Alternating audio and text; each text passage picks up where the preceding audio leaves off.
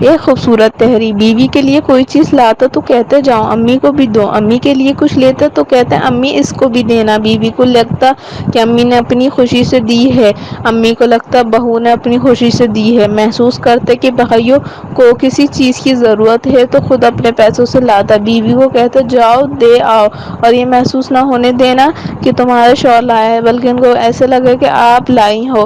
ماشاءاللہ کئی سال ہو گئے اب تو میری ماں اور میری بیوی کے آپس میں ایسی بنتی ہیں جیسے ماں بیٹی ہوں، ایک دوسرے کے بغیر ایک دن بھی رہنا مشکل ہو جاتا ہے۔ بیوی جب ایک دن کے لیے میکے جائے تو امی سے گلے مل کر جاتی ہے، بھائی اگر کچھ لائیں تو مجھے دینے سے پہلے بھابھی کو دیتے ہیں کہ وہ بھی تو ہمارے لیے چیزیں لاتی ہیں۔ میرے بھائی اور میری بہن کی میری بیوی سے ایسی دوستی جڑ گئی ہے کہ مجھے یوں لگتا ہے جیسے میں گھر میں کوئی مہمان ہوں، باقی لوگ آپس میں بہن بھائی ہیں۔ بیوی کپڑے دھوتی تو امی کو کہتا امی ذرا ہاتھ لگوا دینا، میں اگر سلائی کر رہی ہوں تو بیوی کو کہتا ہوں امی کے ساتھ ذرا ہاتھ لگوا دینا تاکہ اس کا کام جلدی ہو جائے۔ بہن کھانا پکا رہی ہو تو بیوی کو کہتا ہوں ساتھ بیٹھ کر باتیں کرتی رہو، کھانا بھی پک جائے گا اور میری بہن بور بھی نہیں ہوگی۔ اگر بیوی کھانا پکا رہی ہو تو بہن کو کہتا ہوں جاؤ ذرا اس کے ساتھ کچھ باتیں کر لو، وہ اکیلی ہو تو بہت جلد بور ہو جاتی ہے۔ اب ماشاءاللہ اللہ پاک نظر بس سے بچائے، دونوں کی ایسی دوستی ہو گئی ہے کہ شاید ہی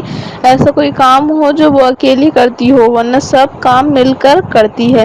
اگر مجھے بھوک لگی ہو اور بھائیوں کو بھی تو بیوی کو کہتا ہوں پہلے میرے بھائیوں کو کھانا دو مجھے بعد میں دینا۔ بیوی جب میکے جاتی ہو تو میری امی اس کے پیچھے اس کی تعریفیں کرتی نہیں تھکتی ہیں، اکثر کہتی ہیں میں نے نہ جانے کون سی اچھے کام کیے تھے جو اتنی اچھی بہو ملی۔ بیوی میرے ساتھ اکیلے بیٹھی ہو تو خدا کی قسم اکثر کہا کرتی ہے نہ جانے کون سے اچھے کام کیے تھے جو اتنی اچھی ساس ملی ہے۔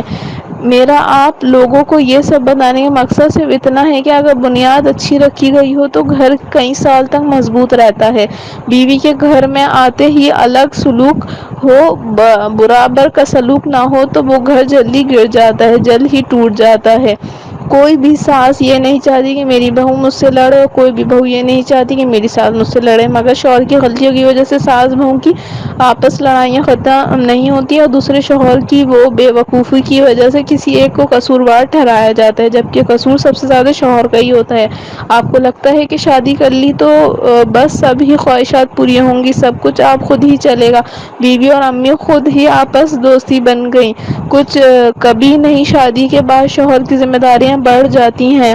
تم کسی کے گھر سے کسی کے جگر کا ٹکڑا لائے ہو، تمہیں کیا علم اس کو ماں باپ نے کتنا لاڈ پیار سے پالا ہے، تمہیں کیا پتا عورت کتنی حساس اور نازک ہے، تمہیں بس اتنا پتا ہے کہ رات گزار لی ہے صبح کام پر جانا ہے، بس باقی گھر خود ہی چلتا رہے گا۔ نہیں میرے بھائی، جسے پورا دن کو پانی نہ دیا جائے وہ سوکھ جاتا ہے، جس پتے کو پورے دن پانی نہ دیا جائے وہ سوکھ جاتا ہے، جس گھر کو ٹائم نہ دیا جائے، وہ اچھے برے کا خیال نہیں رکھا جائے وہ گھر میں مرجھائے ہوئے پھولوں کی طرح ہو جاتا ہے۔ کوشش کریں ہر لمحہ خوشیاں بانٹیں اور خوش رہیں۔